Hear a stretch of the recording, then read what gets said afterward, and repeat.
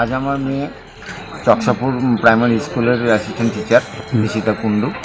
সে 11টার সময় গেটের স্কুলের বাউন্ডারি এলাকায় ঢুকতে গিয়ে তখন একটা গ্রামেরই এক লোক, তার নাম হচ্ছে সত্যজিৎ রায়, হঠাৎ মেয়ের সামনে এসে জুতোটার সামনে ফেলে দেবে, ফেলে দিয়ে বলে যে আমার জুতোটা আমাকে পরিয়ে দিই।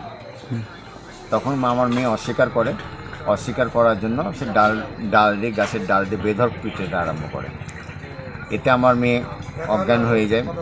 আশেপাশে স্কুলের যারা রান্নার মাসি ছিল, মিড ডে মিলে যারা রান্না করে মাসি ছিল, সে মাসি এবং টিচারগুলো আছে, মানে ওটা কী টিচার বলে, প্যারা টিচারগুলো এসে সঙ্গে সঙ্গে লোকজন দেখে জড়ো করে গাড়িতে করে নিয়ে বুলবুলি মানে হসপিটালে, বুলবুলচন্ডী হসপিটালে নিয়ে আসে।